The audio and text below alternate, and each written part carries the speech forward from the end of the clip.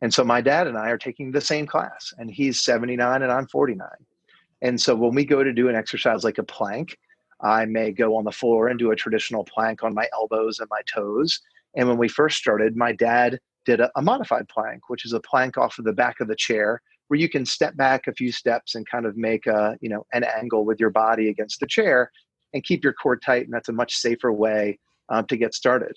Well, fast forward 16 weeks, and my dad is doing planks on the floor, on his elbows and toes, just like I am. And it's a really amazing thing to watch. And I think speaks to the benefits of strength training and the speed at which especially older adults make progress towards this. And I think it also speaks to the pride that I feel as I watch how my dad has improved, and some of those feelings that kind of stir in me as a son who's proud of his dad. I'm Dr. Regina Kep. I'm a board-certified clinical psychologist, and I specialize with older adults and families. I created the Psychology of Aging podcast to answer some of the most common questions I get about aging. Questions about mental health and wellness, changes in the brain, like with dementia, relationships and sex, caregiving, and even end of life. Like I say in my therapy groups, no topic is off topic. We just have to have a healthy way of talking about it. So if you're an older adult or caring for one, you're in the right place. Let's get started. A few weeks ago, I shared recommendations for preventing the risk of dementia. And one of the strategies that I talked about in that episode was exercise. In today's episode, I take the topic of exercise a whole lot deeper and talk about a brand new program designed just for older adults called Vivo. In today's episode, I'll be interviewing Eric Levitan, the founder and CEO of Vivo, which is a digital fitness company focused on strength training for older adults. But here's the surprise. Also joining us in today's interview is Eric's 79-year-old dad, Michael Levitan, who's a college professor and has been exercising with Vivo for the past several months and noticing remarkable changes. I want to pause and take a moment to acknowledge that we, and especially older adults, have been living with the COVID-19 pandemic for several months, and it's exhausting. It's been awful. Even though this road has been long and difficult, please do not give up hope. We have to keep wearing our masks, engaging in physical distance, and we have to do everything we can to stay healthy and thriving. To help older adults do this, I created the COVID-19 Wellness Guide for older adults. In this guide, you get lots of information about how to live your healthiest life in the midst of COVID, like the importance of scheduling a routine, like healthy snack options, and even the benefits of physically distant exercise. So head on over to the show notes and download this free guide now. You won't be disappointed. All right, let's jump into the interview with Eric Levitan and his dad, Michael Levitan, where they talk all about Vivo, a digital fitness company focused on strength training for older adults. Let's jump right into the interview. Eric, I'm so excited for you to share with our listeners about Vivo. Can you share a little bit about what Vivo is and how you came up with this idea? Sure. So Vivo is an online virtual strength training program for adults 55 and older that we utilize small groups for, so everything can be individualized for everybody who's in the session. So if someone has arthritis in their shoulder and can't lift their arms above their head, we'll help modify that exercise for them. And if someone else is really strong and really fit and needs more of a challenge, we can modify the routine for them as well. And so in a really crowded space of digital fitness today, where you're inundated with live stream classes and apps and video and YouTube, we really, I think, differentiate ourselves by having a live, intimate, high-touch experience where you're not only getting the benefit of a trainer who's working with you, you're getting the benefit of someone who knows what's going on with your specific situation and helps individualize all the exercise and give you cues to keep you safe, yet keep you challenged. So that's really an overview of what we're doing with Vivo, how it evolved.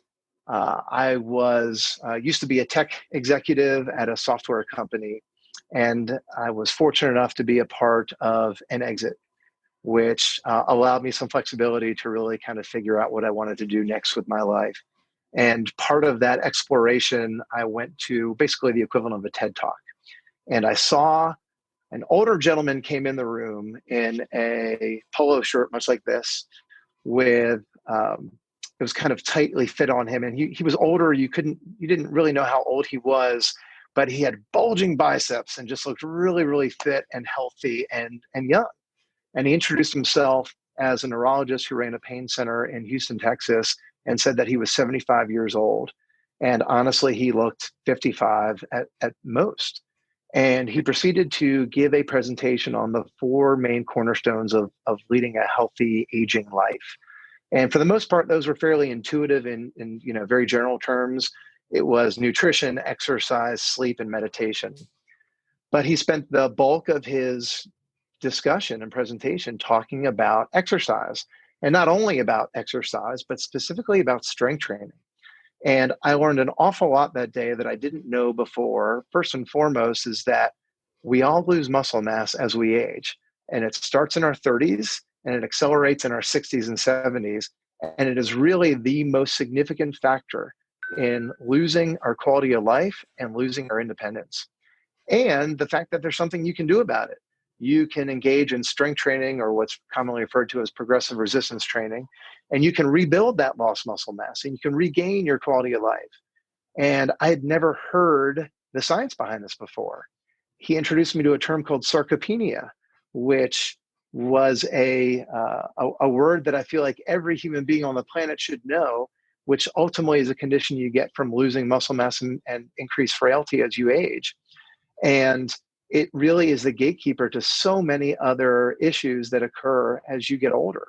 And it's funny, we talk about treatments and how we address things like type 2 diabetes and osteoporosis and rheumatoid arthritis. We're not talking about the thing that is actually the gatekeeper for all those conditions. And so as I learned about this, it really struck me as something extremely beneficial to know. So I talked to both my mom and my dad about this, who were at the time going through what I felt like is a fairly traditional decline in quality of life as they got older, and asked them if they'd ever heard the word sarcopenia before, and neither had, and asked them if they knew that they were losing muscle mass as they got older. And I think they intuitively knew that, but I don't think could put into words that, yes, we knew this was happening. And so the more people I started talking about this, the more I realized there needs to be a lot more awareness and education around this whole concept of sarcopenia and the fact that we lose muscle mass as we age. And there's an awful lot of conversation about aerobic and cardiovascular health and the importance of walking and riding a bike and doing all these fairly traditional things that you see in older adults doing in gyms. But there wasn't a lot of conversation around building strength and the importance of that. And so that really struck me, and it struck a nerve.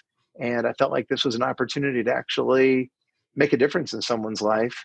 And the more I started focusing on it, I realized what potential there really was for making a global impact and helping to create awareness. And then also in turn, creating a program that would guide someone through this transition, as it is something that's just a little bit foreign for most people, but it should be top of mind. And look, if there's one thing that you should do as you're getting older, it's strength training 2 to 3 times a week. What are some of the benefits of strength training for older adults? We all lose muscle mass as we age. And what I didn't know at the time, I think we all sort of intuitively know that, right? It's harder to get up out of a chair. It's harder to get off of the floor. We don't walk as fast. We tend to shuffle our feet more. But I didn't know the kind of the science behind that. And what I began to learn is you actually lose muscle mass as you age. It's about 3 to 5% per decade, starting in your 30s, believe it or not. And then as you get to your 60s, that rate accelerates. And as you get to your 70s, that rate accelerates again. And it actually is a kind of a gatekeeper for a lot of other maladies that occur as you get older. falls are obviously a tremendous issue and always have been. Loss of bone density, reduced blood sugar tolerance, a steady increase in body fat. All of these things are actually a result of losing muscle mass as you age. So when you talk to benefits, it's really speaking to all of those things. It reduces your risk of falls. It strengthens bones. It helps control blood sugar. It actually relieves pain from arthritis. It's kind of counterintuitive. Most people don't want to work out when they're in pain, but actually exercise and specifically strength training really addresses pain. It improves cholesterol. It helps, there's a term called prehabilitation, which is all about working out and getting stronger prior to surgery, such that it reduces your recovery time after surgery. And ultimately, what strength training does is it maintains your independence more than anything else. So as you get older and lose the ability to do the things that keep you independent, that can be a really, really debilitating experience to go through. And strength training will reverse all of that and keep you independent. So sorry for the long-winded answer, but there's really a ton of benefits to strength training that really got me engaged in this initiative. And what you said earlier about your program offering some direct feedback to individuals really struck me when you were talking about the arthritis and pain, because if you have shoulder pain due to arthritis, you want a coach to help you work through that in a healthy and safe way. And if you have individualized instruction, folks can do that safely. I think that's another thing that keeps older adults out of exercise, is that they worry that they'll further injure themselves. I totally agree. And arthritis is a great one. So the most prevalent disease for older adults is type 2 diabetes, and arthritis, rheumatoid arthritis, is actually second. And imagine someone who is trying to stay healthy, especially during this pandemic where we're all trying to stay at home as much as possible. And they're online watching a YouTube video or a series about fitness and getting stronger. And I fairly, some of the three most important kind of parts to work as you get older and maintaining your strength, one of those is around your shoulders. And imagine you've got pain in your shoulder and you're watching a video where someone's doing a shoulder press where they're lifting weight above their arms, and that causes you a lot of pain. Well, you're going to do one of two things. You're going to stop doing that, or you're going to do it in a way that might injure you. And not having that interactive feedback, not having that coach or trainer who can really guide you through that and explain or modify or regress in exercise or even progress in exercise if it's too easy for you, that's all really, really critical towards really kind of taking those steps to reverse this age-related muscle loss and really begin to improve function and independence. So, Michael, Eric's dad, I'm so glad that you're with us today too. What's it been like for you to see your son's development of this strength-based program for older adults? And now I understand that you're also exercising together. Is that right? That's correct. Yeah, actually, it began a few years ago in terms of Eric getting on my case about exercising. I always played lots of tennis. I always did lots of bike riding. I did many activities. And slowly but surely, when my back started acting up and I just wasn't as active as I normally would be, Eric kept saying that you have to do exercise. So I went to the athletic center and I got a coach. And I was working with her for a couple of years. Then when the pandemic came, I knew I wasn't about to continue with that. And at that time, Eric was beginning to start this program. And I thought, this is great because it renews my relationship with him. Instead of seeing him once every 3 months, since he lives in Atlanta and I live outside of Philly, we would see each other on a regular basis. And it would be interesting for us to exercise because in the group, I'm the oldest one there, and to see what I can and cannot do. And at some point, when the coach said, "Wow, look at Michael! Look at what he's doing," and Eric said something later on. I said, "Eric, it's actually all you're doing because if I hadn't had the experience of getting the personal training, I would never have been able to do some of the things that I'm doing now." And the improvement has been remarkable as far as I'm concerned. Oh, tell me, what are some of the improvements? Well, just the fact of my strength training, I could never do push-ups. I could never do the Palloff press. It was the one exercise when I did that. It just was the pain was awful, and I never wanted to do that. Now it's one of the exercises. I hate to say this, I enjoy the most because I'm able to do it, and I can feel muscles that I never knew I had before. So it's improved a lot with my ability, my strength, because I can feel that. And one thing that Eric mentioned about cholesterol, just before the pandemic, I had a blood test, or I was supposed to, and then eventually I got one because I needed that for a physical. The HDL, which is the good cholesterol, had hit a level I had never seen before. It was about 10 points higher than it ever has been, and we want the good cholesterol to be high. So I was extremely pleased that there was a payoff that I could measure. I mean, because after all, being the person who I am, I like to be able to measure things. And Regina, for your listeners, a Palloff press is actually a core stabilization exercise where you actually you have resistance to the side, and you actually like a band, and you actually have to push that out in front of you and pull it back.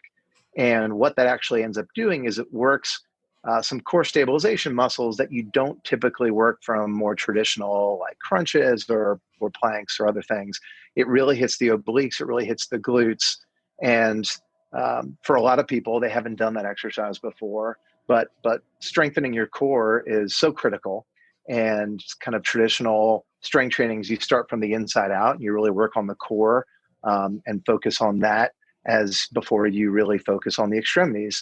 And so that Palloff press is, as my dad noted, it's a tough one because most people have not done it, but it's using some very, very important muscles and muscle groups that really add a lot of value in terms of your overall stability, in terms of your balance, in terms of your ability to do additional things as you begin to make progress. So I also remember when we started, we have so the Vivo sessions are actually small group up to 6 people, and it's a program where we're all doing the same thing. But kind of the cool thing about the program and the trainers that we have is they all have the ability and the understanding of how to modify an exercise for a given individual. And so my dad and I are taking the same class, and he's 79 and I'm 49. And so when we go to do an exercise like a plank, I may go on the floor and do a traditional plank on my elbows and my toes. And when we first started, my dad did a modified plank, which is a plank off of the back of the chair where you can step back a few steps and kind of make an angle with your body against the chair and keep your core tight. And that's a much safer way to get started. Well, fast forward 16 weeks, and my dad is doing planks on the floor, on his elbows and toes, just like I am. And it's a really amazing thing to watch. And I think speaks to the benefits of strength training and the speed at which especially older adults make progress towards this. And I think it also speaks to the pride that I feel as I watch how my dad has improved, and some of those feelings that kind of stir in me as a son who's proud of his dad. Just warms my heart. It warms my heart too when Eric will ask me about something that I'm doing, or because he'll be wary of what I'm doing to make sure that I'm being safe. And not that the trainer isn't, because the trainer certainly is, but to hear that he's actually concerned about me. So how long have the two of you been doing this together now, exercising through Vivo, which is the name of the exercise program?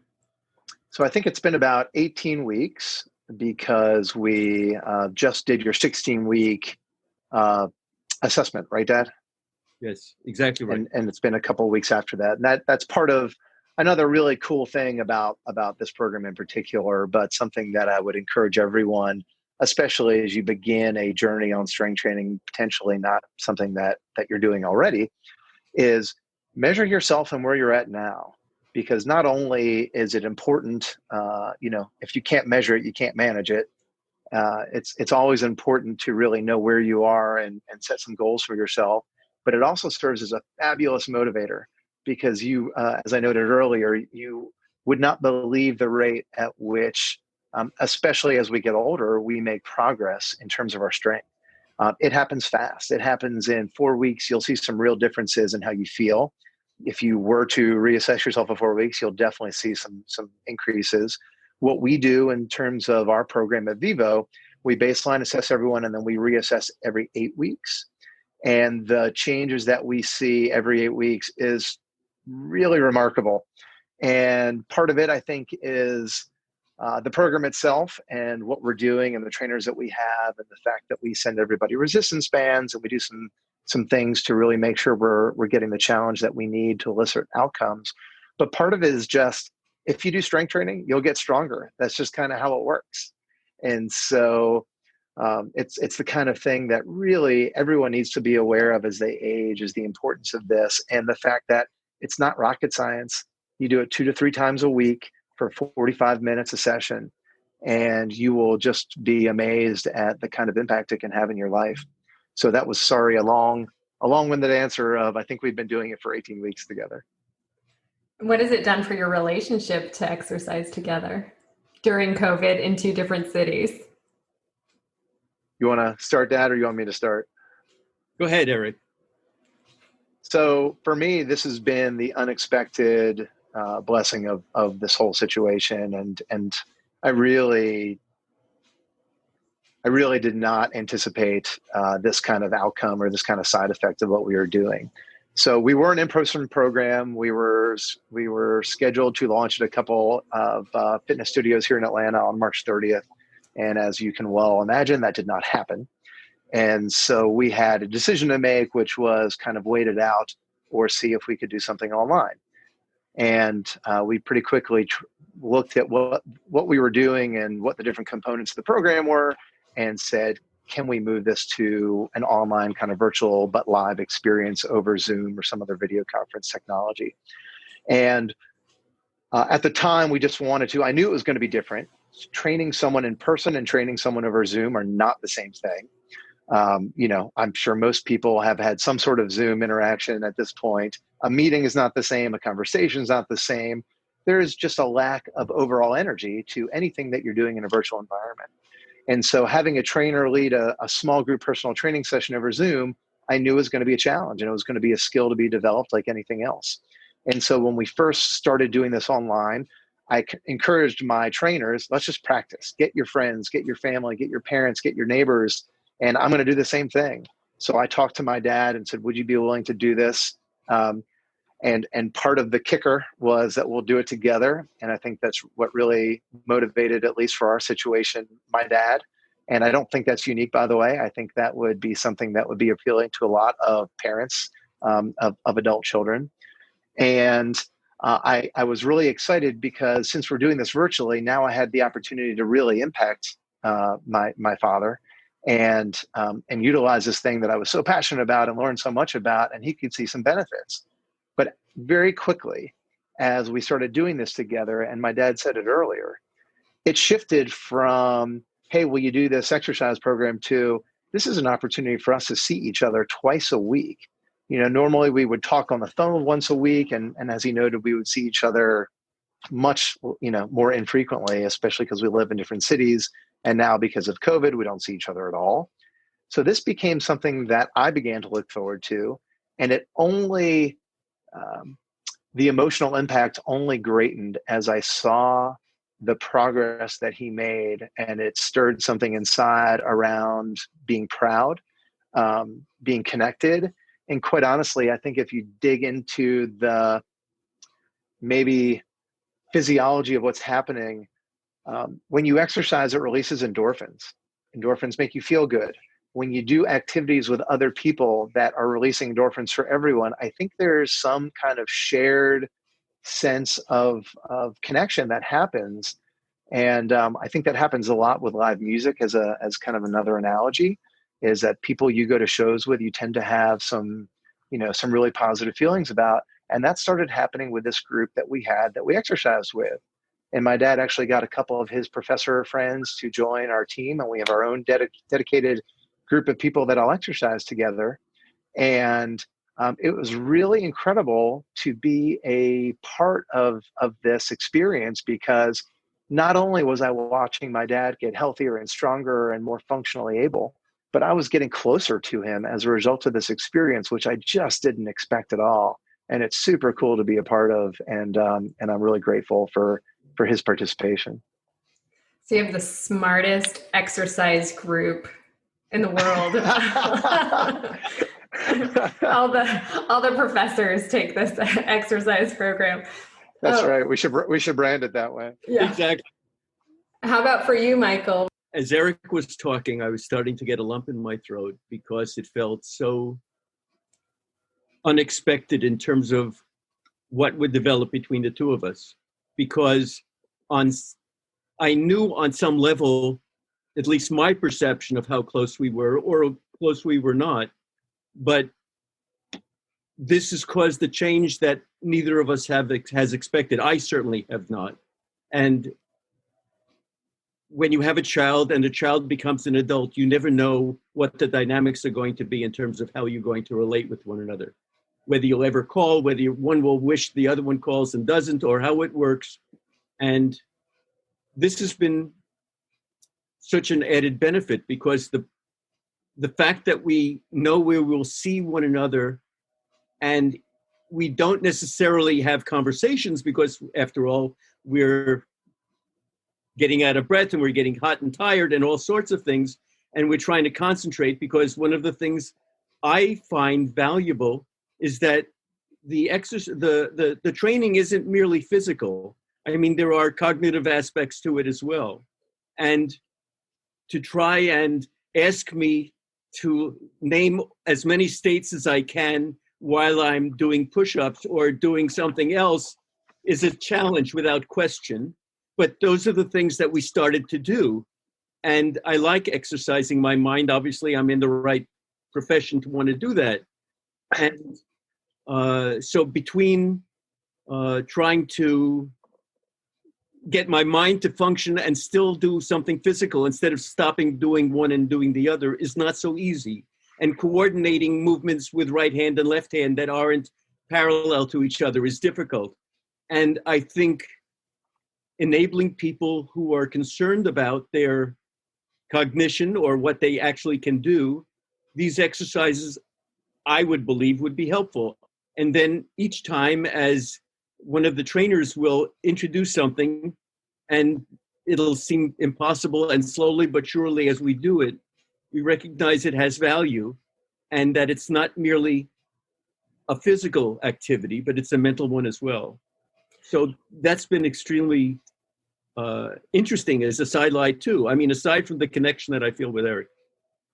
Yeah, you're pointing to something so valuable, which is that exercise is indeed shown to lower risk for dementia disorders. In fact, and you're describing something so relevant in relation to that statistic.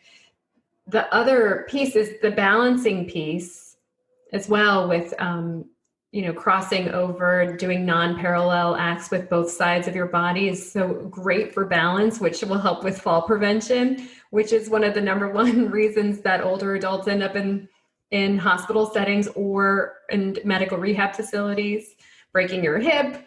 And then with all the strength-based training and muscle development, you're less likely to have a broken hip if you are exercising when you do fall.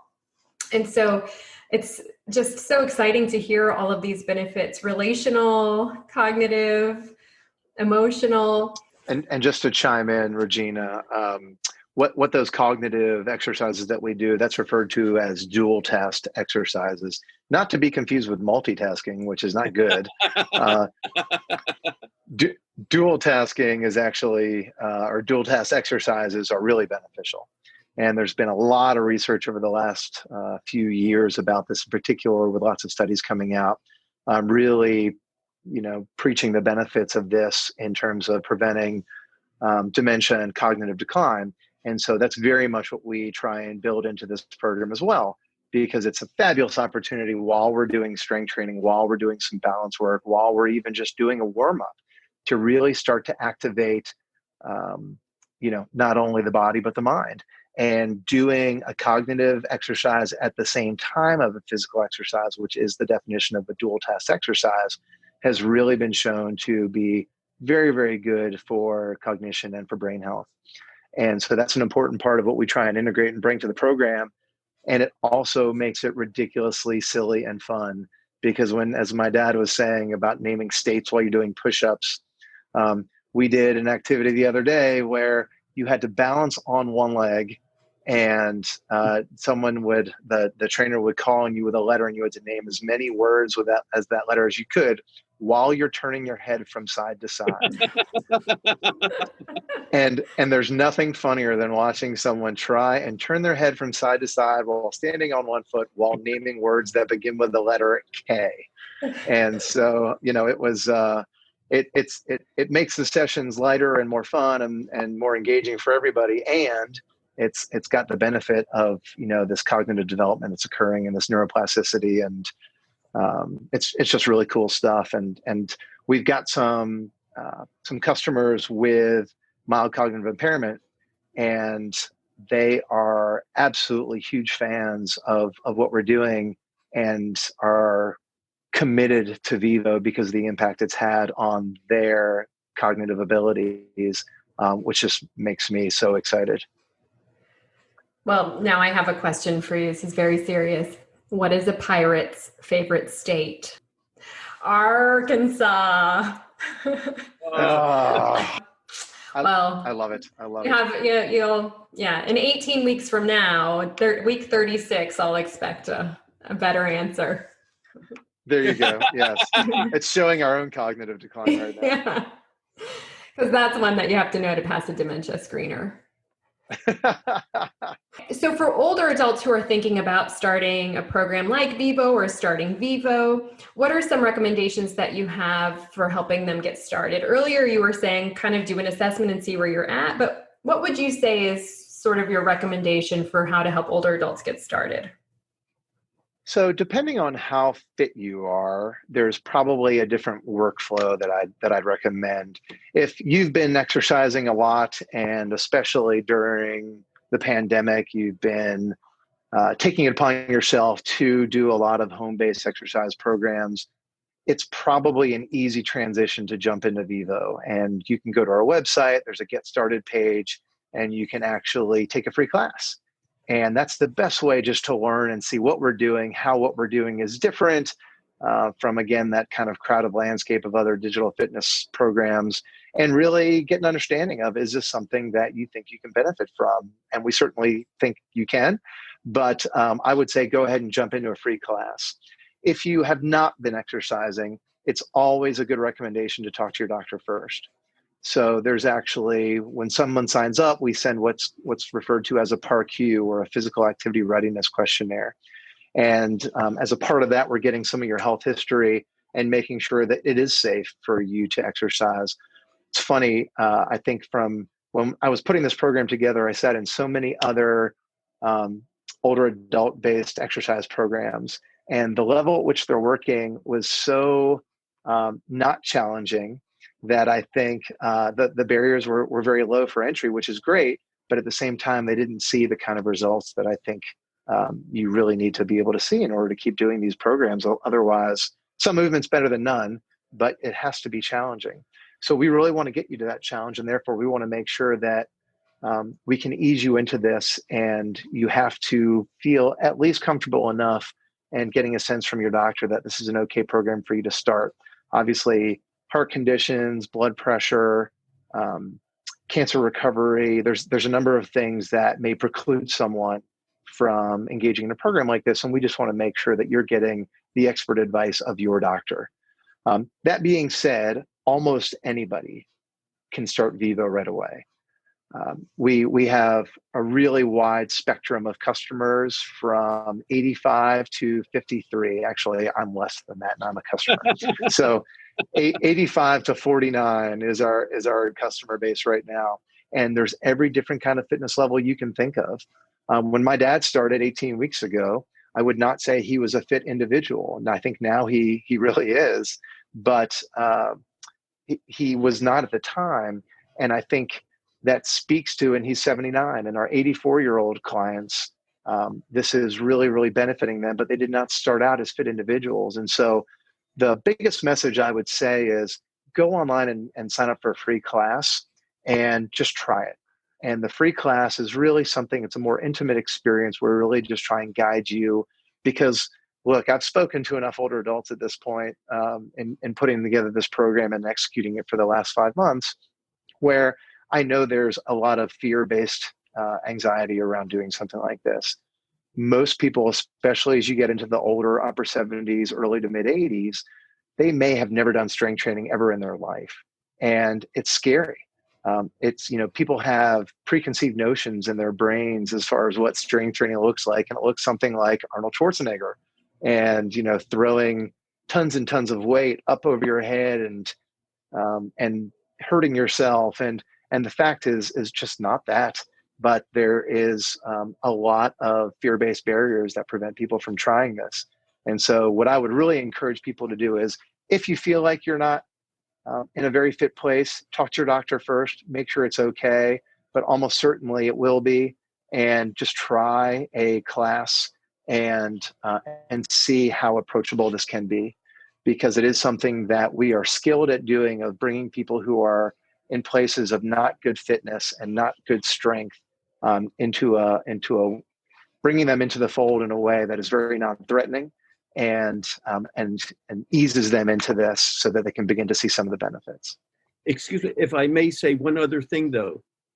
I thought I'm pretty well aware of the kinds of foods I should be eating and what I should be doing, and I'm dealing with myself as if I were who I used to be as opposed to who I am now. And part of what I've learned, because there is a nutritionist part of the program, where when I met with her and we talked about needs for protein and so on, I was not aware of the extent. I knew I wanted to eat food to maintain my weight, but it wasn't clear to me why I should change my diet in one direction or another. So while I felt I knew pretty much what I thought was appropriate, there was clearly information that I did not have. So this was an additional benefit that I hadn't expected. Eric said, you'll talk to a nutritionist. I said, okay, Eric, fine, thank you. Without necessarily assuming that I was going to learn something. Get something. Really helpful. And it's true. Now, Michael. Yes. What would you say to other older adults who don't have a son that has an exercise program for older adults? What would you say to other older adults who were maybe where you were a couple of years ago, who didn't have an adult child so ambitious as Eric, pushing them toward exercise? Or what would you recommend, or what would you encourage them to be thinking of or doing for their bodies? I'm hoping that if they can be exposed to some of what we're saying now, that they will recognize the fringe benefits that, okay, if you don't have an adult child, but you are recognizing the value of exercise, which we know on some level, and we tuck it away in our brain someplace and say, I'll do it tomorrow. There is doing this exercise with friends and not wanting to let them down by not being there. There's a social contract, so to speak, that's, I find, really motivating. And whether it's walking with somebody or running with somebody or doing something with somebody, when you're not feeling in the mood and they say, oh, come on, you decide to go and it's beneficial. And that's part of what goes on here. I didn't know necessarily that Eric would get along with my friends, and now they're probably better friends than I am with them, that we've all gotten to know one another, never having really met. I mean, for certainly with Eric and with my friends, but there is a real social benefit in that regard. And doing it in a small group, I'm not part of 50 people. I'm having one person looking out for 4 or 5 of us, constantly giving us feedback saying, no, don't do it that way, do it this way. You've had this, your elbow is bothering you, let's do this instead of that, has been enormously helpful. And it recognizes for me the concern that the trainer has for your special needs, whatever they may be. So having a personal trainer, there's no question, being somebody there to move your body and so on. But we're not in a society shape now to have somebody move my body necessarily and for me to feel safe. So if I can have somebody watch what I'm doing and saying, no, your arm is this way instead of that way, it makes a real difference. And I'm getting that personal interaction, but it's the size of the class too. What about the technological learning curve? Regina, when I first moved Vivo to be online, that was the first concern I had, which was, okay, how much of executing and operating this business is going to be really doing technical support for getting people up and going on Zoom? And I think the pandemic made Zoom so ubiquitous that everyone was doing Zoom happy hours, everyone was doing Zoom get-togethers with their families. And my dad is a bit of an outlier, of course, because he uses Zoom every day for his work. But I knew a lot of other older adults wouldn't have had that experience yet. We really haven't had an issue with it. And because it is, I think, so ubiquitous, and because people really just need to click a link. And what we'll try and do is we'll have an initial meeting with any new customer, and we'll help make sure that we'll call it like a tech onboarding, where we make sure that they can see us, we can see them, we can see the room, and we can see their movement. They understand how to move the camera so it can see up or down if they are getting down on the floor. And so we'll have a little bit of a check-in so it's not disruptive for the first time that any new person joins a group. So we try and build some of that in, but honestly, it really hasn't been an issue. And I had planned for it to be one, but I think because of COVID, Zoom is just one of those tools that most people are comfortable with it these days. Yeah, my oldest couple that I work with in psychotherapy are 93 and 90, and they're using telehealth seamlessly. Mm-hmm. Yeah, it's really remarkable that obviously there are a ton of really, really terrible things that are happening in the world today, and some of what's going to come out of this experience in this pandemic will be moving society forward in a way that everyone is more comfortable with technology. Everyone is figuring out how to telecommute, and everyone's figuring out how to develop relationships remotely, and in this case, get a kick-ass workout remotely.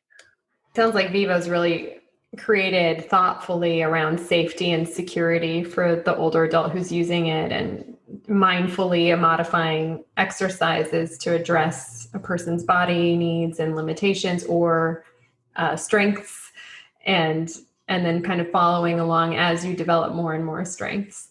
Eric, where can people learn more about Vivo? So you can go to our website, which is teamvivo.com. That's TEAM Vivo. We certainly, when we first created the company, we recognized the importance of community and social engagement and having this help you feel a part of something bigger. And so when you join Vivo, you're a part of Team Vivo. And then even on a more micro level, we've got this really kind of cool concept where you may have an adult child who wants to do this with you and some other siblings or friends or neighbors or cousins or aunts or uncles. And you can sign up as a team, which is what my dad and I did with a couple of his friends. You can also join as an individual and join an existing team. And what we're doing is trying to really address not only the physical and needs for developing strength that are obviously leaving us as we get older, but as my dad noted, focusing on the cognition, and then also focusing on social engagement. And you know as well as anybody that social isolation, loneliness, those are tremendous issues with older adults. And they actually manifest themselves as physical conditions as well. And so we believe, sorry for the long explanation of Team Vivo, but we really believe that this concept of being a part of a team is something that can help provide that sense of community as well. So you can go to teamvivo.com. You can learn more about Vivo and what we're doing and what we're made up of in terms of the programming. And you can also go click on Get Started. And from there, you can click to sign up for a free class and just get the experience to help get you past some of those roadblocks or barriers that you may have in your mind. If you're anything like me, you Googled Team Vivo even before this episode ended. With the holidays coming up and COVID on the upswing, Vivo would be a fantastic gift for your older loved ones. It would be even better if you and your friends and family signed up as a team together. Let me just say, I actually have no affiliation with Vivo. I don't get anything by talking about them. But here's the thing. Older adults and caregivers are the hardest hit by COVID. Talking about programs like Vivo gives me comfort in knowing that there are safe and health-based resources out there to help older adults and caregivers weather the storm of COVID and become stronger and healthier while doing it. And that's what this podcast is all about. If you like this episode, be sure to subscribe and leave a review. Subscriptions and reviews help people to find this show. And just a reminder that the information shared in this episode is for educational purposes only and does not take the place of licensed medical or mental health care.